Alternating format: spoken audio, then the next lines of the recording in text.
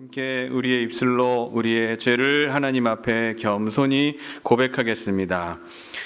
주님, 귀한 복음이 많은 믿음의 선배들의 헌신과 희생을 통해 우리에게까지 전해지게 하시니 감사합니다. 수많은 눈물의 골짜기를 믿음으로 올곧게 걸어간 이들이 있었기에 오늘의 우리가 있음을 잊지 않게 하옵소서. 역사의 구비를 지나 우리에게 전달된 귀한 복음의 물결이 고인물이 되지 않게 하옵소서. 말씀을 듣는 것에만 만족하지 않고 말씀을 삶으로 살아내게 하옵소서. 정의와 공의의 말씀을 강물처럼 흘러가게 하는 교회, 생명과 평화의 말씀을 다음 세대까지 잘 전달하는 교회가 되게 하옵소서. 아멘. 이 시간 하나님과 나만이 아는 죄를 고백하며 참회의 기도를 드리겠습니다.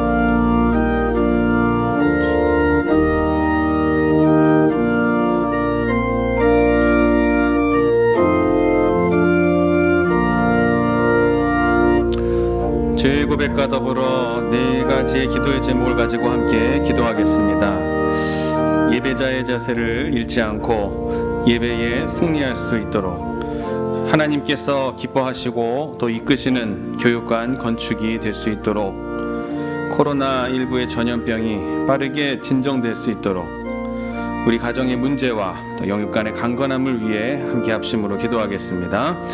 할렐루야. 사랑과 은혜가 풍성하신 하나님 아버지, 주님의 은혜와 사랑을 진심으로 감사드립니다.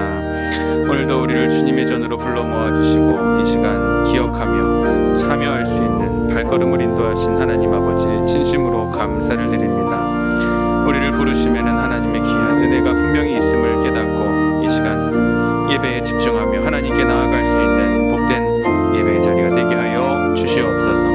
하나님, 오늘 예배에 승리하며 하나님 예배에 집중할 수 있는 저희가 되게 하시며 말씀을 통해서 반드시 은혜 받고 돌아갈 수 있는 다짐이 우리에게 있게 하여 주시고 결단이 있고 결심이 있는 행동하기로 다짐하는 귀한 말씀이 이 시간 우리에게 전해질 수 있도록 주여 도와주시옵소서. 하나님께서 기뻐하시고 받으시는 귀한 건축이 사역이 되기를 원합니다. 교육관 건축이 물질만 가지고 사람의 힘으로 되는 것이 아니라 하나님의 뜻과 비전을 이루어드리기 위하여 우리의 꿈이 아닌 하나님의 뜻에 맞추기를 원합니다. 하나님께서 이루어주시고 진행해 주시기를 간절히 바라오고 원합니다. 코로나19로 말미암아 사회와 어떤 민족, 나라가 모두 두려움에 빠져있는 이 시기 가운데에서 우리는 하나님의 뜻이 어디 있는지를 알고 그 섭리대로 우리의 믿음을 보여갈 수 있는 귀한 하나님의 종이 될 수 있도록 인도하여 주시옵소서. 진실한 마음으로 회개하는 자에게 주시는 위로의 말씀은 시편 112편 1절에서 3절까지의 말씀입니다. 할렐루야. 여호와를 경외하며 그의 계명을 크게 즐거워하는 자는 복이 있도다. 그의 후손이 땅에서 강성하며 정직한 자들의 후손에게 복이 있으리로다. 부와 재물이 그의 집에 있으며 그의 공의가 영구히 서 있으리로다. 아멘. 교독문 83번 빌립보서 4장의 말씀을 함께 교독하시겠습니다.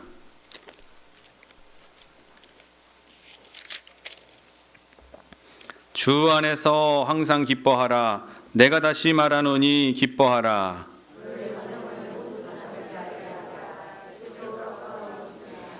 아무것도 염려하지 말고 다만 모든 일에 기도와 간구로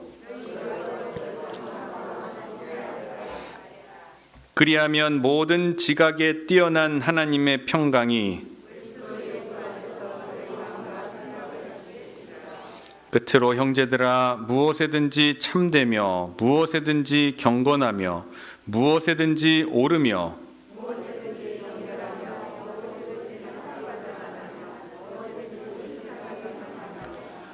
무슨 덕이 있든지 무슨 기림이 있든지 이것들을 생각하라. 그리하면 평강의 하나님이 너희와 함께 계시니라. 아멘. 사도신경으로 우리의 신앙을 고백하겠습니다.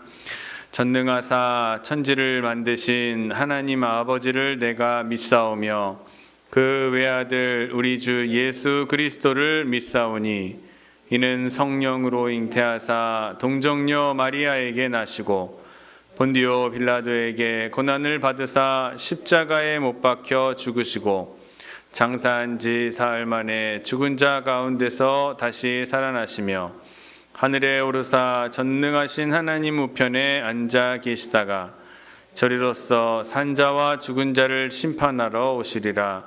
성령을 믿사오며 거룩한 공회와 성도가 서로 교통하는 것과 죄를 사하여 주시는 것과 몸이 다시 사는 것과 영원히 사는 것을 믿사옵나이다. 아멘. 자리에 앉아 주시겠습니다. 오늘 예배를 위해서 원대희 장로님 기도해 주시겠습니다. 할렐루야. 사랑과 은혜가 풍성하신 하나님 아버지, 저의 삶의 소망이 되시며 교회의 머리가 되신 지금도 살아계셔서 역사하시는 하나님, 찬양과 경배를 드립니다. 한 주간의 삶도 주의 은혜로 살아갈 수 있도록 인도하여 주시고 세상 속에서 지은 지약된 모습들 주님 앞에 가지고 나왔습니다. 용서하여 주시옵소서. 사랑의 하나님, 가을의 풍성함을 주시고 온 산에 어느덧 붉게 물든 단풍으로 우리의 마음을 풍요롭게 하시니 하나님 아버지 감사를 드립니다. 한 해를 시작한 지 엊그제 같은데 어느덧 마무리해야 되는 시기가 돌아왔습니다. 처음 계획한 것들을 돌아보게 하시며 부족한 모든 일들을 분발하여 좋은 결실을 거둘 수 있도록 하나님 아버지 도와주시옵소서. 코로나 바이러스로 힘든 우리의 마음을 위로해 주시며 소망을 주시며 능력을 주시는 주님, 때로는 낙심되며 불평하며 좌절할 때도 있지만 그럼에도 우리를 사랑하시는 주님, 우리에게 피할 길을 주시며 지혜를 주시고 분별할 수 있는 능력을 주시며 인내와 소망으로 모이게 하시고 찬양과 기도로 주님을 높일 수 있는 힘을 주시니 감사를 드립니다. 우리 모두가 형통하게 되는 놀라운 역사를 경험하는 우리 모두가 되게 하여 주시옵소서. 사랑하는 하나님, 이제 한 주간도 주님의 사랑과 은혜로 승리하는 한 주가 되게 하시고 사람의 말이 아닌 주님의 말씀으로 채워지는 귀한 시간 되게 하여 주시옵소서. 복음을 전파하는 아름다운 발이 되게 하시고 주의 나라를 위하여 주님 기뻐하시는 믿음으로 달려가는 권능의 발이 되게 하여 주시옵소서. 상한 심령들을 위로하여 주시고 복음의 말씀을 통하여 하나님의 사람으로 거듭나게 하시고 세상 것이 아닌 하늘에 신령한 것을 위하여 기도하는 믿음을 더하여 주시옵소서. 교회를 위하여 기도합니다. 저희 모든 성도들이 오직 하나님만 섬기고 오직 하나님만을 위하여 봉사하며 하나님의 영광을 위하여 교제를 나눌 수 있는 우리가 되게 하여 주시고 주님의 몸된 교회를 부끄럽지 않는 삶으로 살아갈 수 있도록 인도하여 주시옵소서. 교육관 건축 하나님이 함께 하셔서 주님의 기쁨이 되는 아름다운 교육관 되게 하시며 교회 학교가 부흥하여 어린 심령에게 하나님 말씀을 전하기에 부족함이 없도록 도와주시옵소서. 이 시간 하나님의 말씀을 전하시는 목사님을 기억하시어 기름 부음을 더하여 주시며 권능과 권세의 입술로 생명의 말씀을 선포하여 주시오며 오늘 예배를 통하여 증거되는 주의 말씀을 들을 때 하나님의 말씀에 순종할 수 있는 저희 성도들 다 되게 하여 주시옵소서.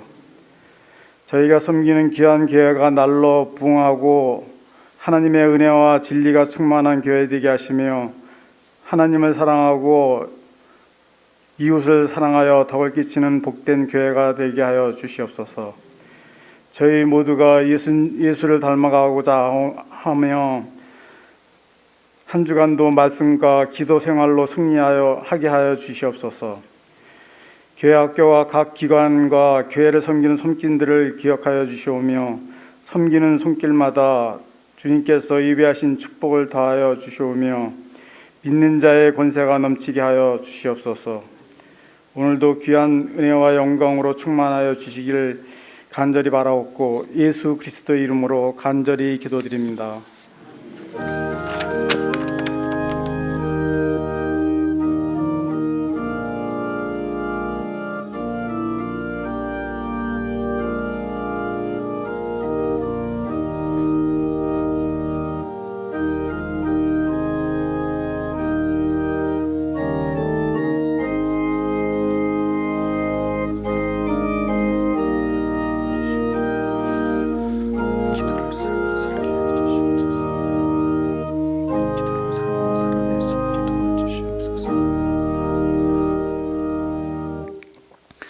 오늘 우리에게 주시는 하나님의 말씀은 누가복음 15장 17절에서 24절까지의 말씀을 함께 봉독하시겠습니다. 누가복음 15장 17절에서 24절까지의 말씀을 함께 교독하시겠습니다.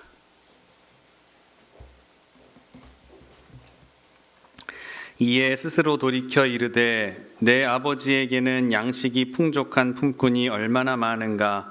나는 여기서 줄여 죽는구나.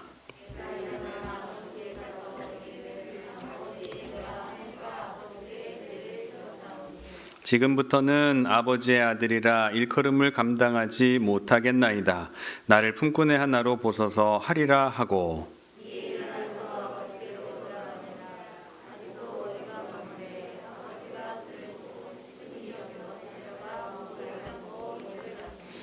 아들이 이르되 아버지, 내가 하늘과 아버지께 죄를 지었사오니 지금부터는 아버지의 아들이라 일컬음을 감당하지 못하겠나이다 하나.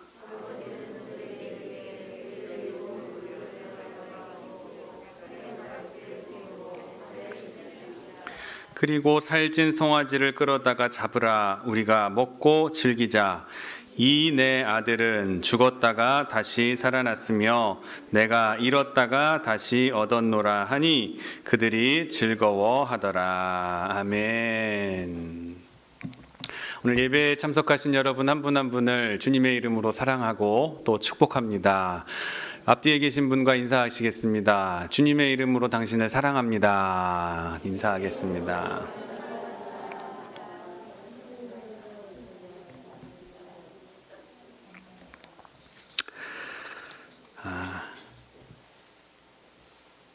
교회 교육관 그 철거 계약이 지난주에 있었습니다. 그래서 안에 옛날 건물이라 성면 이를 철거를 해야 되기 때문에 지난주에 이제 성면 철거할 수 있도록 천장에 방해되는 것 없이 하려고 철거하시는 분들이 오셔서 붙박이장 같은 것들을 다 떼어내고 이런 청소 같은 걸 다 하고선 아래 장판까지 다 뜯었어요. 가보시면은 이제 휑합니다. 아니 진짜 이번 주에 아마 그 성면에 관한 허가가 나고 그리고 이제 철거가 성면 철거부터 이제 시작이 될 거예요. 그러면 아마 다음 주, 다다음 주 해서 이번 달 말까지 철거가 이루어지고 우리의 교육관은 이제 역사 속으로 사라지게 될 거예요. 새로운 교육관이 세워지게 될 겁니다. 시작을 하게 하신 하나님, 마무리하고 끝나고 짓는 것이 목적이 아니라, 우리는 건물 짓는 게 목적이 아니에요. 교육관 세우는 게 목적이 아니라 이 교육관을 통해서 우리 교회가 더 하나가 되고 사랑으로 또 우리의 후대들이 여기서 예배하고 마음껏 뛰놀고 또 우리 성도님들이 엘리베이터도 이용을 하면서 예배당에 들어오는 거에 불편함도 없고 또 서로 교제하고 또 식사할 수 있는 그러한 장소를 이곳에다가 마련을 하게 되는 것이죠. 그걸 통해서 우리는 모든 것이 합력해서 하나님께 영광 올려드려야 됩니다. 하나님께 영광이 돼야 돼요. 과정과 결과 속에서 하나님의 영광이 되지 못하면 이것은 하나마나가 되는 겁니다. 그래서 모든 것이 하나님의 영광을 그렇게 하기 위해서 우리가 낼 세금, 사실 내지 않아도 될 세금까지도 다 내면서 정정당당하게 떳떳하게 아무런 부끄러움 없도록 지으려고 하는 거예요. 그래서 오래 걸린 것이고 또 그래서 좀 시간이 걸리고 그런 거예요. 물질은 부족하고 그렇지만 세워지고 나면 또 하나님께서 그곳 위에 솔로몬이 성전을 짓고 난 다음에 그 제단을 1000번째로 하나님께 영광을 드렸을 때에 하나님께서 지혜를 풍성하게 부어주신 것, 내 소원이 무엇냐 하고 물어보셨잖아요. 우리가 교육관을 탁 짓고 여러분들이 꿈에 하나님께서 나타나셔서 그래 너희들이 헌신하고 이렇게 기도하고 노력한 이런 덕분에 우리 교회 태장교회에 교육관이 새로 세워졌구나. 그래 네가 원하고 소원하는 것이 무엇이냐 하고 물어보시면 얼마나 행복하겠습니까? 그러한 하나님의 물으심을 다 받으시는 여러분 되시기를 주님의 이름으로 축복합니다. 오늘은 누가복음 15장 17절에서 24절의 본문을 가지고 그 아버지의 소원이라는 제목으로 하나님의 말씀을 증거하도록 하겠습니다. 말씀을 통해 깊은 은혜를 체험하는 시간으로 삼으시기를 주님의 이름으로 축복합니다. 한 사회학자는 현 사회를 이렇게 진단했습니다. 지금 우리는 아버지 없는 사회로 가는 길 위에 있다라고 했습니다. 과학기술의 진보는 가부장제적인 이 제도를 지배 형태를 지속을 불가능하게 하고 있다라는 거예요. 과거 우리나라는 지나치리만큼 엄한 가부장제 속에서 살아왔습니다. 그로부터 별로 시간이 지나지 않은 지금 한번 생각을 해보세요. 아버지의 권위가 어디 있나? 아버지의 권위는 점점 사라지고 있습니다. 우리 아이들은 점점 아버지와 살갑지 못한 그런 관계의 자녀들로 성장해 가고 있어요. 그도 그럴 것이 옛날 대가족 농경사회보다 요즘 직장 생활하는 아버지들은 얼굴 보기가 참 힘든 거예요. 주말에나 돼야 볼 수나 있을까. 아버지를 통해서 세워져야 될 질서나 또 정의가 없어지고 아버지의 사랑도 점점 그 의미가 희미해져 가고 있습니다. 중대한 문제입니다. 우리는 하나님을 인정할 때라야 우리의 사람된 존재가 확정될 수 있습니다. 하나님 아버지의 존재를 부정하고는 인간 존재 자체도 무너진다는 것을 기억해야 됩니다. 오스트리아의 심리학자 프로이트는 이런 말을 했습니다. 사람은 아버지의 이미지에 따라서 그의 신관이 결정된다라고 했어요. 제가 프로이트를 좀 좋아하지는 않지만 이 말은 어느 정도 일리가 있는 것 같습니다. 우리가 어떤 아버지를 모시고 살았느냐에 따라서 그의 인생관이 달라질 뿐만 아니라 나아가서는 하나님에 대한 이런 의식도 달라지게 되는 거예요. 우리가 하나님을 아버지라고 부르기 때문에 인간의 아버지, 우리 육적인 아버지의 모습을 보고 하나님 아버지의 이미지를 상상할 수가 있게 된다라는 겁니다. 있기 때문입니다. 그래서 우리 가정의 믿음의 가정에서는 아버지의 역할이 참 중요합니다. 이를 이해할 만한 예를 우리 마틴 루터에게서 찾아볼 수 있습니다. 이 마틴 루터의 신학은 하나님의 진노로 가득 차 있습니다. 하나님을 아주 무서운 하나님이라고 생각을 하면서 벌벌 떨었어요. 그렇게 진노에 벌벌 떨 수밖에 없었던 것은 루터가 자랄 때 아버지로부터 심한 체벌을 당했기 때문이라고 이야기를 합니다. 스스로 자기 언젠가 좌담회를 하는 자리에서 하나님을 아버지라고 부르지 말고 어머니라고 부르는 건 어떻겠습니까? 라고 할 정도였다는 거예요. 그에게 있어서 아버지는 언제나 매질하는 무서운 아버지가 떠올랐기 때문에 그런 하나님으로 인지를 하고 있었다는 거예요. 하나님에 대한 이미지, 아버지에 대한 이미지가 하나님에 대한 이미지로 형상화됐다는 거죠. 그 사람의 인생관에 아버지라는 것은 엄청 중요한 것입니다. 지대한 영향을 끼치는 거예요. 우리에게 기도를 가르쳐 주신 이 주기도문, 주님이 가르쳐 주신 기도에 보면은 여기에는 하나님이라는 단어가 없습니다. 하늘에 계신 우리 아버지, 아버지라는 단어가 있어요. 이것도 예수님께서 중요한 의미로 말씀해 주신 거예요. 이 아버지의 개념, 이미지는 우리에게 있어서 참 중요하다. 아버지에 관한 많은 중요한 의미들 중에서 우리가 가장 중요하다고 생각되어지는 것은 바로 아버지의 사랑입니다.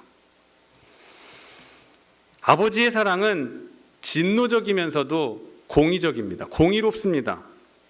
어머니의 사랑은 자애로운 사랑이라고 표현한다면 아버지의 사랑은 공의적입니다. 오늘 본문에 예수님께서 말씀하신 탕자의 비유, 이 탕자의 비유는 예수 믿는 사람들이라면, 교회 다니는 사람들이라면 누구나 한 번쯤은 다 들었고 다 알고 있습니다. 모르는 사람이 없어요. 이 귀중한 비유의 말씀은 복음 중에 복음이라고 이야기할 수가 있을 것입니다. 그런데 이 이야기의 주인공은 누구일까요? 탕자의 비유, 이 이름에서, 제목에서 보듯이 탕자가 맞겠죠? 아닙니다. 탕자의 비유에서 탕자는 주인공이 아닙니다. 때로는 그를 극대화하여 그의 행동을 높게 평가해서 그래, 자기의 죄를 뉘우치고 아버지께로 돌아오는 그러한 탕자가 대단하다라고 해서 이 탕자를 주인공으로 생각할 수 있어요. 그런데 아닙니다. 어떤 사람은 또 그 탕자가 집을 나갔는데 그 형은 열심히 아버지 옆에서 묵묵히 자기의 해야 될 일을 잘 열심히 감당하지 않았느냐. 그래, 이 큰 형이, 첫째 형아가 이 이야기의 주인공이다. 그를 훌륭하게 보는 거예요. 근데 그도 이 이야기의 주인공은 될 수가 없습니다. 그러면 누굴까요? 이 탕자의 비유의 주인공은 바로 아버지입니다. 아버지의 사랑을 보여주는 이야기가 바로 탕자의 비유인 것입니다. 예수님께서 이 이야기를 하신 의도, 말씀하신 의도가 바로 여기에 있습니다. 아버지의 사랑. 본문에 드러난 아버지의 특징이 무엇인지를 한번 두 가지로 살펴보려고 합니다. 첫 번째는 허용하는 아버지. 본문에 나타난 아버지는 허용하는 아버지예요. 어떻게 생각하면은 한심한 아버지라고 생각할 수도 있어요. 아들을 하나 통제하지도 못하는 그 무능한 아버지. 어떻게 자식을 키웠길래 아버지가 죽기도 전에 유산을 달라고 떼를 쓰고선 그 돈을 갖고 튀냔 말이에요. 멀쩡히 살아있는 아버지, 부모님을 두고 유산 달라고 얘기하고. 고약한 아들 아니겠습니까? 어떻게 아들을 키웠는지. 한심하지만 그런 아들의 요구를 이 아버지는 순순히 들어줍니다. 이런 아버지가 어디 있어요? 우리의 상식으로는 분명 이 아버지는 틀림없이 조금 모자란 아버지다. 어리숙한 아버지다. 이렇게 생각할 것 같아요. 그런데 여러분, 그 아버지의 그런 마음이야말로 진짜 사랑인 것을 깨달으시기를 바랍니다. 사랑에는 낭비성이 있습니다. 뭐가 있다고요? 낭비성. 똑똑한 사람은 사랑을 잘 못합니다. 왜? 사랑을 계산하기 때문에. 내가 이 정도 해주면 저 사람은 나한테 이 정도 해줘야지. 똑똑한 사람은 계산적으로 사랑을 하려고 합니다. 그러나 그런 사랑은 할 수가 없는 거예요. 사랑이 아니에요. 사랑은 바보가 되는 겁니다. 많이 들으셨죠? 딸 바보, 아들 바보, 아내 바보 막 이러잖아요. 바보가 돼야 돼요. 사랑은 낭비해야 되고 사랑은 허비성이 있어야 됩니다. 손해볼 줄 알아야 돼요. 사랑은 마음과 재산과 명예를 허비하는 것입니다. 사도 바울은 이런 사랑의 낭비적인 속성을 고린도 후서 12장 24절에 이렇게 소개를 하고 있습니다. 우리 함께 화면을 보면서 읽도록 하겠습니다. 시작. 내가 구하는 것은 너희의 재물이 아니요 오직 너희니라. 어린아이가 부모를 위하여 재물을 저축하는 것이 아니요 부모가 어린아이를 위하여 하느니라. 내가 너희 영혼을 위하여 크게 기뻐함으로 재물을 사용하고 또 내 자신까지도 내어 주리니 라고 했습니다. 지금 사도 바울은 사랑하는 고린도 교회 성도들을 위해서 낭비하겠다라는 거예요. 자녀들이 부모를 위해서 재물을 모으는 게 아니고 부모가 자녀들에게 주려고 모은다는 거예요. 그렇지 않느냐. 나도 내 자신까지도 너희들에게 내어주고 싶다라는 그런 낭비적인 사랑을 오늘 이야기하고 있는 거예요. 탕자에게 오늘 재산을 나누어 주고 가출을 허락하는 바보 같고 무능한 아버지의 모습에서 우리는 그 아버지의 깊은 소원을 읽을 수가 있어야 됩니다. 그것은 바로 제발 살아서만 돌아와라. 건강하게. 바로 그 바라는 마음이 그 깊은 이 내용 가운데 들어 있는 것입니다. 그러한 마음을 나갈 때는 아들에게 이야기해 주지 않았어요. 나중에 아들이 돌아오고 나니까 그때 얘기해 줍니다. 24절입니다. 함께 읽겠습니다. 이 내 아들은 죽었다가 다시 살아났으며 내가 잃었다가 다시 얻었노라. 아버지는 아들이 살아서 돌아온 것만으로 지금 감사하고 만족하고 있는 것입니다. 재산 따위야 다 버려도 좋으니 부디 좋은 아들이 되어서 돌아와다오. 좋은 아들이 되어서. 이것이 아버지의 소원이었어요. 탕자는 지금까지 무엇을 달라고 할 때만 아버지를 불렀습니다. 청구서 내밀 때만 아버지를 불렀을 거예요. 그런 적 아니고는 아버지를 찾은 적이 없습니다. 그래서 이 아버지는 소원하는 것입니다.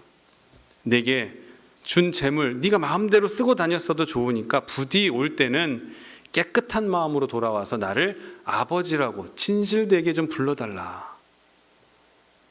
본문 속 아버지의 소원은 그거 하나예요. 진실하게 나를 아버지로 불러주겠니? 진실하고 겸손한 아들이 되어 돌아와 달라는 그 아버지의 단 하나의 소원이 있어서 지금 아버지는 낭비를 하고 있는 거예요. 엄청난 낭비죠. 마을 사람들이 그 모습을 보고 뭐라 그랬겠습니까? 옆집 사람들이. 아유, 저런 바보 같은 아버지가 있나. 저거는 돈도 버리고 자식도 망치는 거야. 얼마나 비웃고 손가락질했을까. 그러나 아버지는 다른 사람들이 비웃고 손가락질해도 상관하지 않았어요. 왜냐? 아들을 한결같이 사랑했기 때문이 그렇습니다. 그리고 끝없는 사랑으로 아들을 기다립니다. 끈기 있게 기다려요. 아들이 출세해서 돌아오기를 기다린 게 아니에요. 탕자를 기다린 겁니다. 다 돈 쓰고 거지 같은 꼴 가지고 올 거를 뻔히 알면서도 아들을 기다린 거예요. 이것이 아버지의 사랑입니다. 엄청난 믿음이고 아버지의 소원인 것이에요. 자, 두 번째, 아버지의 특징. 탕자가 어서 성숙하기를 바라는 거예요. 아들이 육체적으로나 정신적으로 훨씬 성장하고 깨달아서 아버지의 사랑을 알아주기를, 깊이 알게 되기를 아버지는 소원한 겁니다. 어머니의 은혜라는 노래가 있습니다. 어머니 은혜. 저도 어렸을 때 어버이날 되면은 부모님께 불러드리곤 했는데 그중 가사 중에 후렴구에 이런 게 있습니다. 푸른 하늘 그보다도 높은 것 같아. 그리고 2절에는 넓은 바다 그보다 더 넓은 것 같아. 그래요. 부모님의 사랑이 하늘보다 높고 바다보다 넓다는 거예요. 그런데 그 노래를 부르는 어린이들이 그 가사만큼 얼마나 깨닫고 부르는 것인지 여러분 한번 생각해 보십니까? 얼마나 알겠어요. 직접 체험해 보지 못했기 때문에 부모는 그렇게 부르는 거 기쁘긴 하지만 나중에 너도 자녀 낳아서 키워봐라. 이런 생각을 가지게 되는 거예요. 애들이 속상하게 하고 정말 마음 속을 썩일 때마다 이런 말 말씀하시잖아요. 야, 너도 나중에 결혼하고 애 낳아서 키워봐라. 그럼 내 마음 알 거다. 라고 이야기하시잖아요. 성숙하기를 바라시는 거예요. 자기가 스스로 겪어보지 않으면 깨닫지 못하는 겁니다. 겪다 보면은 깨닫게 될 것이고, 깨닫는다는 것은 성숙한 부모가 되어간다라는 그 뜻인 거예요. 인격이 그만큼 성숙해질 수 있게 된다는 거예요. 사람이 철들기 참 힘든 것입니다. 탕자의 아버지는 아들이 이런 경험, 저런 경험, 또 이런 실패, 저런 실패 다 겪으면서 빨리 성장하기를 바라는 겁니다. 그래서 아버지의 마음을 깊이 이해할 수 있기를 바라고 있는 거예요.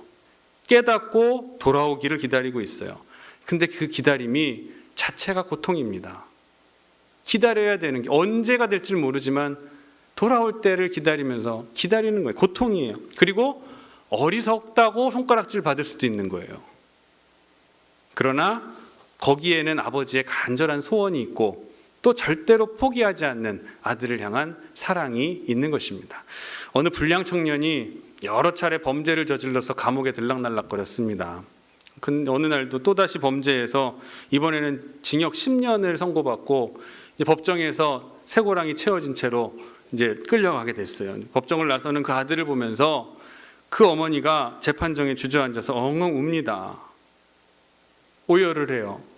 딱하게 여긴 이 판사가 위로한답시고 이렇게 말을 건넸습니다.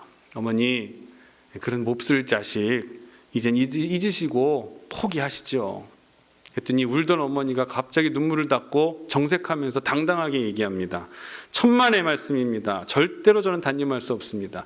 내 아들이 20년, 30년 형을 받고 무기징역을 받는다 할지라도 나는 내 아들을 절대 단념하지 못합니다.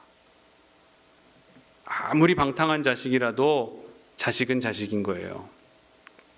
모든 사람이 단념하여 내버린 자식도 부모된 자는 그 마음에서 자녀를 내몰지 못합니다. 그 사랑이 절대적이기 때문에. 구약 성경을 읽다 보면 참 가슴 아픈 이야기를 보게 됩니다. 노래를 듣게 됩니다. 참 구슬픈 아버지의 울음소리를 읽을 수가 있습니다. 다윗 왕의 셋째 아들 압살롬, 그는 아들들 중에서 유난히 잘나고 또 출중했습니다. 어느 사이엔가 백성들에게 인기를 얻게 돼서 그에게 모이면서 마침내 큰 아들을 제치고 이 셋째 아들이 왕위에 오를 만하다라는 이야기들까지 소문까지 나게 되었어요. 압살롬은 왕위를 계승할 큰형을 몰아내고 제치고 왕이 되고자 음모를 꾸밉니다. 세력을 규합해서 아버지의 신복을 죽이고 또 아버지마저 해치려 듭니다. 쿠데타를 일으켰어요. 다윗이 아버지가 저를 이길 만한 능력이 없었을까요? 저를 이길 만한 군대가 없었을까요? 힘이 있었어요. 아버지는 압살롬을 능히 누를 수 있는 힘이 있었어요. 그러나 아버지는 그렇게 하지 않았어요. 보좌를 내놓고 정처 없이 피난길을 떠납니다. 아들을 차마 죽일 수 없어서, 차마 아들과 대적할 수가 없어서 보좌까지 내놓고 광야의 길, 사막길로 나가게 된 거예요. 이게 아버지 마음입니다. 그런데 하나님께서는 이를 그냥 두고 보시지 않았어요. 압살롬은 하나님의 특별한 경륜 속에서 그만 죽음을 맞게 됩니다. 아들이 죽였다는 기별을 받자 다윗 왕이 오열을 합니다. 사무엘하 18장 33절 말씀에 보면 내 아들 압살롬아, 내 아들 압살롬아, 내가 너를 대신하여 죽었다면 압살롬, 내 아들아, 내 아들아. 내 아들이라는 표현을 5번이나 썼어요. 한 절 속에서. 그리고 압살롬의 이름을 지금 3번이나 부릅니다. 8번이나 자기 아들을 불러요. 얼마나 찢어지는 마음으로 살아 돌아오기만을 기다렸는데, 이것이 아버지의 마음이에요. 이번 일로 네가 좀 깨닫고 성숙해지기를 바랬는데 살아 돌아오지 못한 것이 끝내 가슴 아팠던 겁니다. 그런 반면에 오늘 탕자는 살아서 돌아왔어요. 성경은 사랑의 적극성을 가르쳐주고 있습니다. 잃은 것은 반드시 찾아야 된다는 것을 알려주고 있어요. 누가복음 15장에 보면 예수님께서 잃은 양 한 마리와 또 잃어버린 드라크마 비유를 말씀해 주십니다. 100마리의 양이 있었는데 한 마리가 없어진 거예요. 그 한 마리 찾으려고 99마리를 들여다 놓고선 그 한 마리를 찾기 위해서 떠납니다. 드라크마 10개가 있었는데 하나가 없어졌어요. 온 방 안에 등불을 다 켜두고 방바닥을 쓸면서 그 하나를 찾아냅니다. 부지런히 찾지 않겠느냐? 너희가 잃어버린 하나라도 찾지 않겠느냐? 근데 잃어버린 생명 하나님께서 찾지 아니하시겠느냐?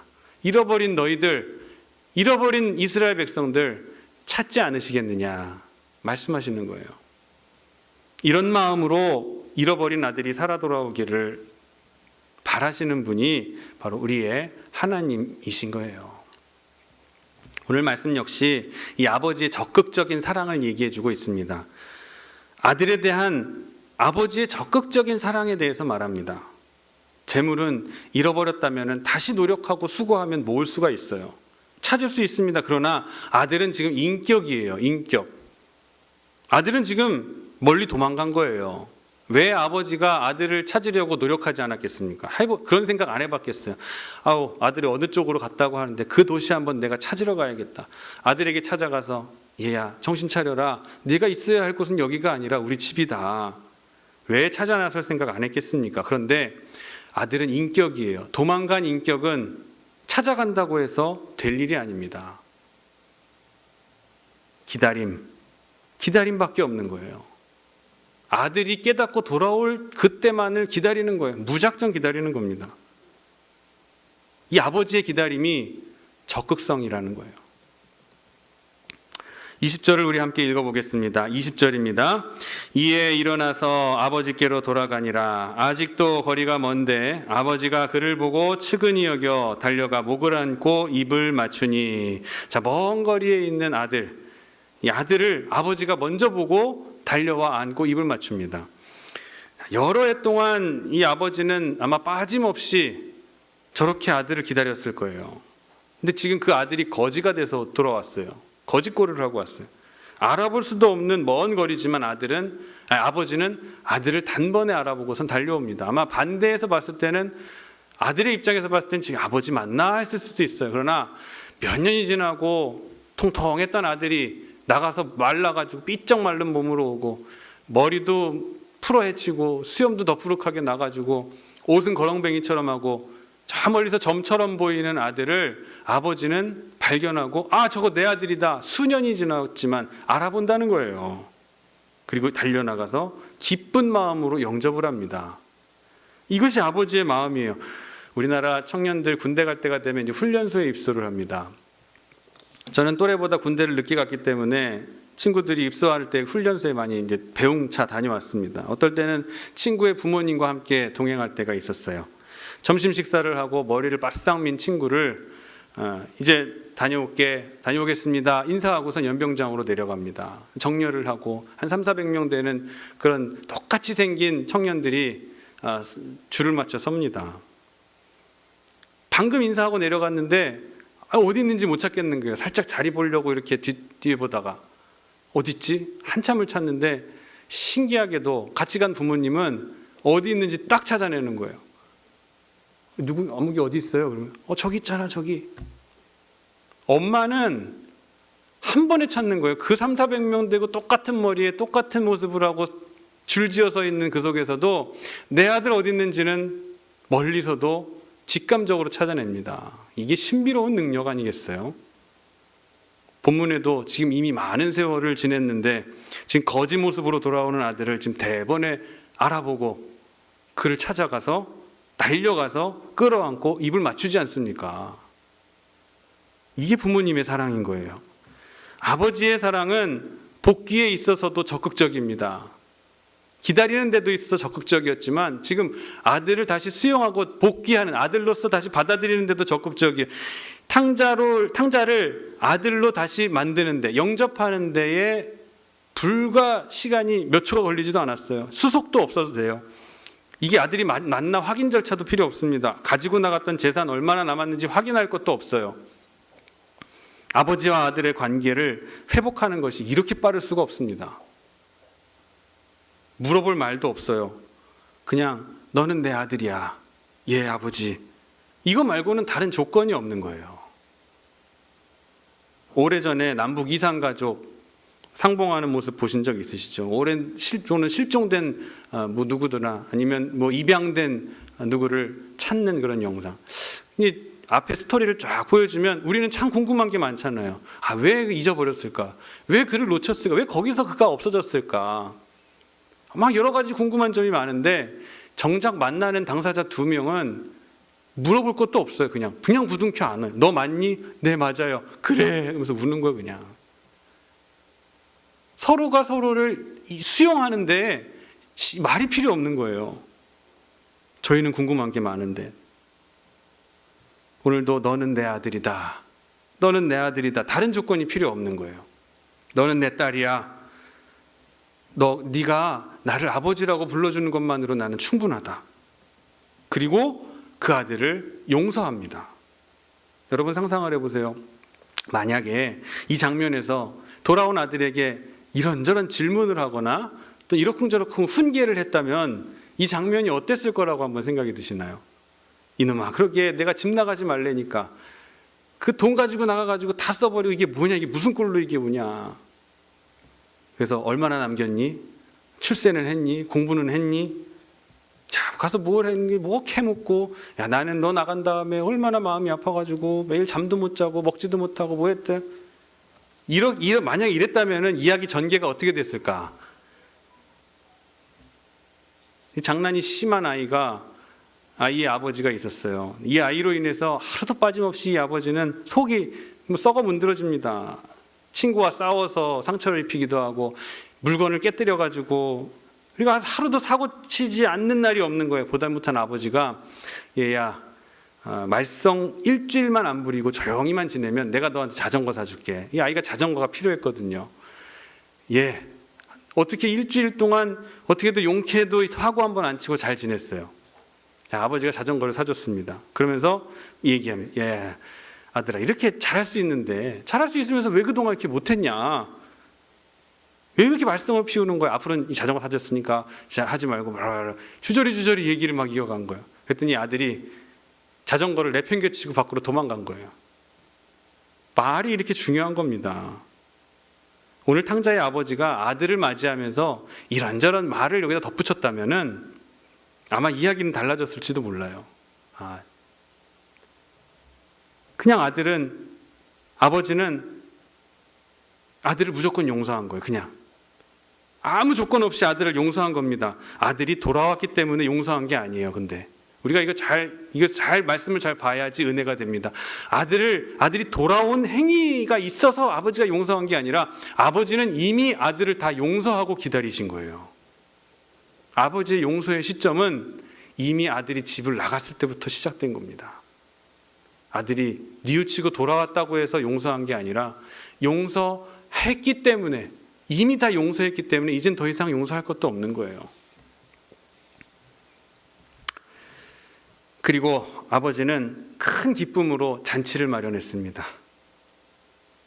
이 기쁨 속에 아버지가 바라는 소원은 딱 한 가지 있었어요. 이 아들이 모든 두려움과 부끄러움과 죄송스러운 마음과 이 자책하는 마음들, 이거 다 묻어버리고 그냥 이제 깨끗한 마음으로 이 기쁨에, 아버지의 기쁨에 참여해 주기를 원하는 거예요.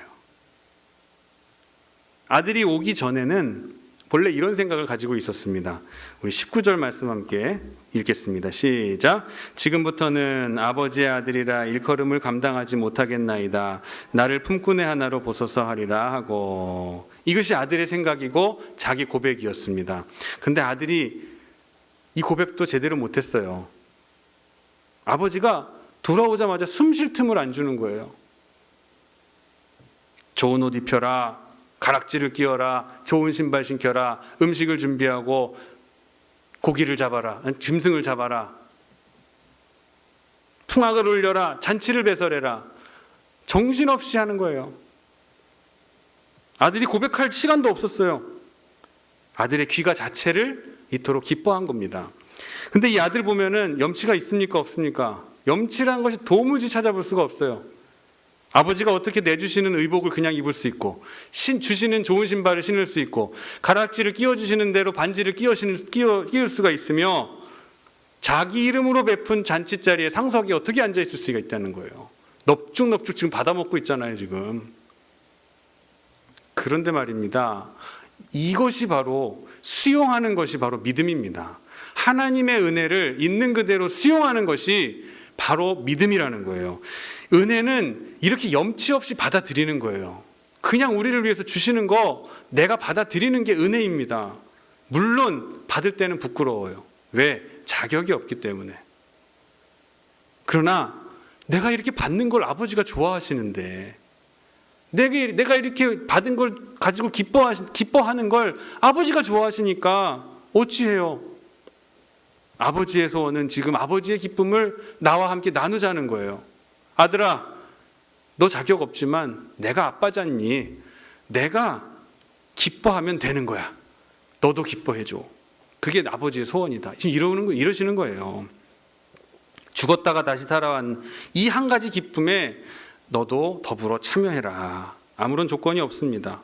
오직 은혜 안에서 이 벅찬 기쁨을 함께 나누고 수용하고 누리는 것이 나의 소원이라는 거예요. 여러분, 진정한 하나님의 자녀가 되고 싶으시죠? 그렇다면 항상 기뻐하시기를 바랍니다. 하나님은 여러분이 기쁘게 살기를 원하셔요. 그리고 하나님이 나의 아버지 되신 것을 자랑스러워하면서 살기를 원하시는 거예요. 육신의 부모님들에게도 효를 한다는 것이 무엇입니까? 아빠, 제가 아빠 아들인 게 자랑스러워요. 아빠, 아빠가 저의 아빠인 게 감사해요. 이런 말보다 더 행복한 말이 어디 있어요? 아들이 아무리 적금 잘 들어가지고 100만 원, 1000만 원 모아서 엄마 아버지한테 드리는 것보다 이런 말 한번 듣는 게 더 행복하지 않으시겠어요? 하나님께서도 그런 말씀을 듣고 싶으신 거예요. 여러분 항상 기뻐하시기를 바랍니다. 그리고 하나님이 여러분의 아버지가 되신 것을 감사하시고 자랑하시기를 바랍니다. 그런 성도가 하나님 앞에 효자, 효녀인 거예요. 헌금했다고, 봉사했다고, 직분 조금 감당했다고 하나님 기뻐하신다고 생각하신다면 그건 우리의 착각입니다. 하나님은 여러분의 존재 자체를 기뻐하시는 거예요. 부모님은 자녀가 이렇게 기뻐하기를 바랄 뿐입니다. 언제나 기뻐하십시오. 율법적으로 생각하면 우리는 언제나 구제불능이에요. 하나도 내세울 것 없어요. 하나님의 자녀가 절대 될 수 없어요. 율법적 기준에 의해서는. 그런데 아버지가 바라는 소원과 그 기쁨을 생각하면 나는 아버지에게 있어서 소중한 사람이 되는 거예요. 아버지의 기다리심과 영접함을 생각하면 저와 여러분은 아주 소중한 존재라는 겁니다. 말씀을 맺겠습니다. 탕자의 아버지가 아들에게 듣고 싶은 말이 있었다면 무엇이 있었을까요? 바로 이런 것일 거예요. 이럴 줄 알았으면 좀 더 빨리 집에 돌아올 걸. 이렇게 아버지가 나를 사랑하시는 줄을 알았다면 돼지 먹이로, 돼지 쥐업 열매로 연명하면서 거기서 그런 고생은 하지 않았을 걸. 아마도 이런 말을 아버지는 듣고 싶었을 거예요. 효란 아버지의 사랑과 소원 안에서 내가 자녀된 존재를 발견해가는 것이 바로 효입니다. 여러분, 내 소원을 깨끗하게 버리고 이제 하나님 아버지의 소원을 여러분의 마음 가운데 수용하시기를 부탁드립니다. 너희 안에 이 마음을 품으라고 하셨어요. 곧 그리스도 예수의 마음이니, 예수님의 마음을 여러분 가운데 품으시기를 바랍니다. 그럼 내가 불평할 것도 없고 불만을 가질 것도 없고 불순종할 것도 없는 거예요. 다 내 기쁨을 부인하고 하나님의 기쁨을 여러분에게 수용하면서 기쁨으로 삼을 때 그냥 은혜를 은혜대로 받고 염치 없지만 그냥 수용하고 받아들일 때에 그것이 하나님 앞에 기쁨이 되는 것입니다. 그것이 축복이요, 그것이 은혜임을 꼭 깨달으시는 저와 여러분이 되시기를 주님의 이름으로 간절히 축원합니다. 기도하겠습니다. 주님 감사합니다. 우리를 수용하시는 데에는 아무 조건이 없으셨던 하나님 아버지, 그저 우리가 아버지라고만 부르는 우리의 목소리만으로도 충분하다 여기시며 우리를 받아주시는 하나님의 크신 사랑에 감사를 드립니다. 용납해 주시고 용서해 주신 하나님 앞에 우린 늘 탕자처럼 살아왔던 우리의 모습을 되돌아보며 회개합니다.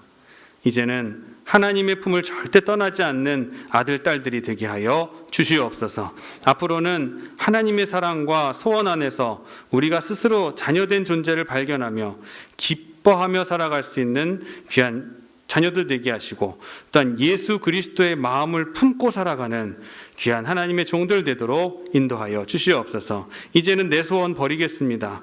아버지의 소원을 이루는데 힘을 내며 살아갈 수 있는 우리가 되게 하여 주시옵소서. 감사드리며 거룩하신 예수님의 이름 받들어 간절히 기도하옵나이다. 아멘.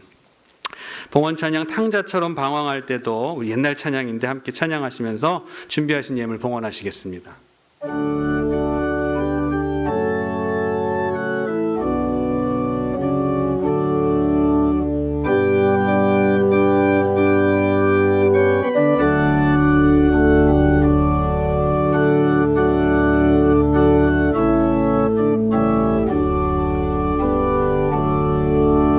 탕자처럼 방황할 때도 애타게 기다리는 부드러운 주님의 음성이 내 마음을 녹이셨네. 오 주님 나 이제 갑니다. 날 받아주소서.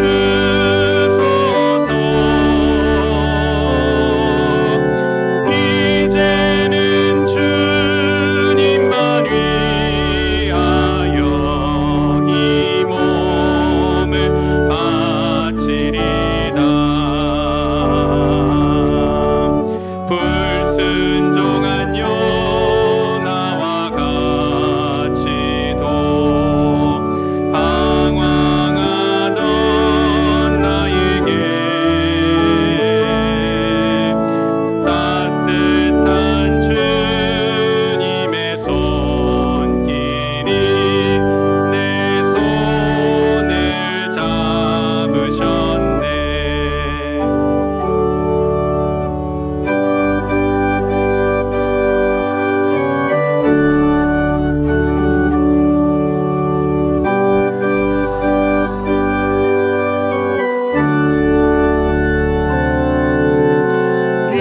이제는 주님만 위하여 이 생명 바치리다. 주님 감사합니다. 오늘도 말씀을 통해서 지나온 삶을 반성하게 하시고 이제 새로운 삶을 결단할 수 있게 도와주시니 진심으로 감사를 드립니다. 주님을 떠나지 않게 하시고 주님의 기쁨이 나의 기쁨이 되고 염치 없지만 주님 앞에 우리의 모든 과거의 것들 다 묻어두고 이제는 주님께 돌아갈 수 있는, 그냥 아버지라고만 불러드릴 수 있는 그것만으로 만족하신 우리 아버지 앞에 우리의 모든 정성과 사랑 바칠 수 있는 저희가 되게 하여 주시옵소서. 주님을 섬기라는 말씀을 말로만이 아닌 삶으로서도 전하는 저희 성도들 되게 하여 주시옵소서. 삶의 일부분만 주님께 드리는 게 아니라 우리의 전체를 주님께 드리게 하여 주시옵소서. 헛된 소망 버리고 이제는 참된 소망 품으면서 살아갈 수 있게 도와 주시옵소서. 이 시간 주님을 향한 이 간절한 마음을 예물에 담아 드리오니 기쁘게 받아 주시옵소서. 어려운 상황 가운데에서도 주님을 예배하며 마음으로 정성으로 예물을 드린 저들을 기억하여 주시고 그들의 영혼이 주님 안에서 늘 새 힘을 얻는 삶이 될 수 있도록 주여 도와 주시옵소서. 우리 태장교회 건축의 사역을 허락하심을 감사를 드립니다. 비전을 가지고 우리 미래를 바라볼 수 있는 눈을 허락해 주시며 위기 속에서, 이 세상적으로는 신앙의 위기 속에서 올바른 신앙을 가르치며 또한 교육이 이루어질 수 있는 우리 태장교회가 되게 하시고 상황을 역전케 하시는 늘 하나님의 역사를 담겨있는 이 건축을 우리가 잘 추진해 갈 수 있도록 하나님 하시는 일에 우리가 쓰임받을 수 있게 하여 주시옵소서. 한 주간 동안 사랑하는 성도들의 삶의 자리를 지키시기를 원합니다. 성도들의 사업, 경영하는 사업과 가정과 직장과 공부하는 학교에 크신 은혜를 내려주시사 한 주간 또 주님의 동행하심으로 하나님 안에서 승리하며 이기는 신앙들이 될 수 있도록 도와주시옵소서. 우리 자녀들을 위해서도 기도합니다. 하나님 지혜와 명철 허락하여 주시고 세상 속에서 세상에 휩쓸림 바 되지 않게 하시고 세상에서도 주님의 자녀로서 두각을 나타내고 세상의 본이 되는 귀한 하나님의 자녀들 될 수 있도록 인도하여 주시옵소서. 특별히 소중한 가정을 이루게 되는 윤영표, 송현정 성도의 혼인을 주님 축복하여 주시옵소서.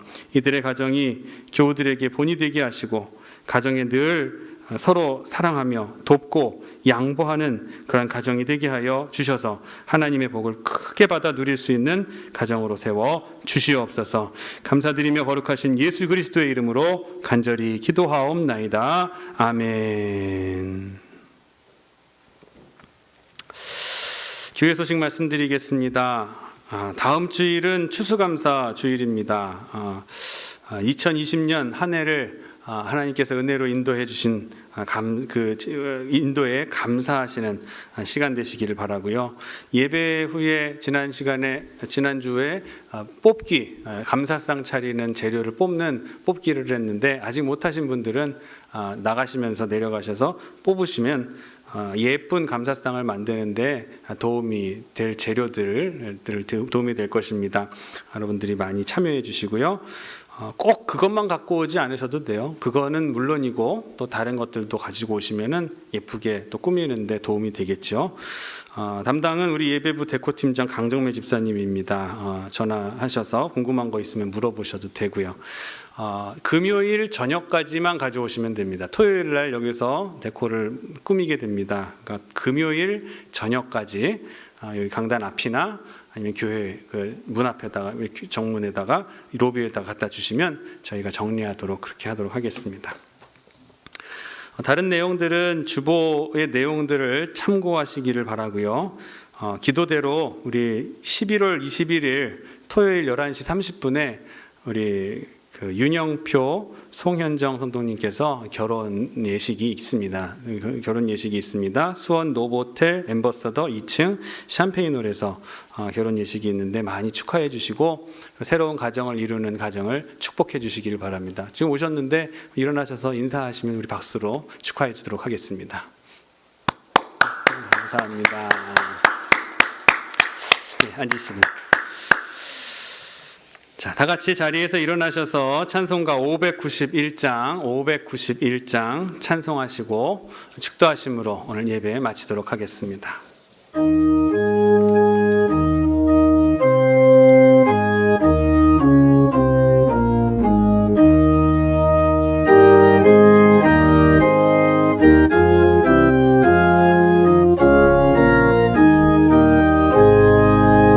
저 밭에 농부 나가시 뿌려놓은 후 주 크신 능력 내려 잘 길러주셨네. 또 사시사철 따라 햇빛과 단비를 저 밭에 내려주니 그 사랑 한없네. 온갖 귀한 선물 주님이 주신 것 그 풍성하신 은혜를 다 감사드리세. 저 산과 들을 보라 참 아름답구나. 길가에 고운 꽃도 주님의 솜씨라. 저 공중 나는 새도 다 먹여주시니 그 사랑하는 자여 돌보지 않으랴. 온갖 귀한 선물 주님이 주신 것 그 풍성하신 은혜를 다 감사드리세.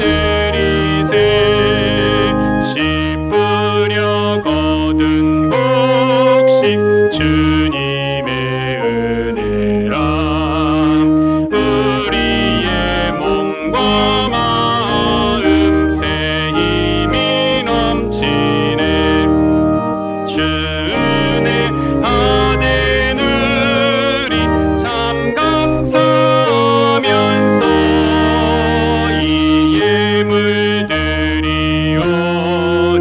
다 받아주소서.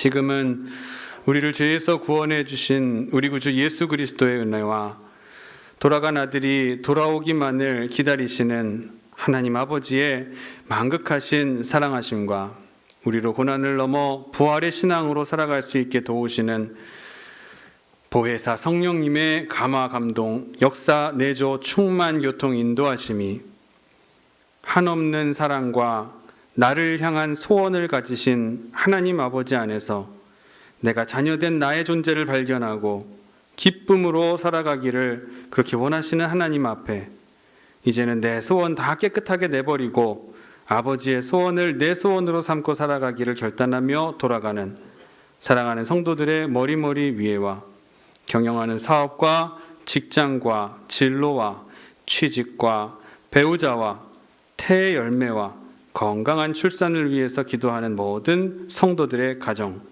코로나19로 고통당하고 고난당하는 이 땅의 하나님의 교회와 믿음의 성도들, 질병으로 고생하며 또 육신과 영혼의 연약함이 치료받기를 원하며 간절히 원하는 성도들, 그리고 결혼을 통하여 새로운 새 출발을 약속하는 우리 윤영표 송현정 성도의 가정 위에 지금으로부터 영원토록 함께 하시기를 간절히 축원하옵나이다. 아멘.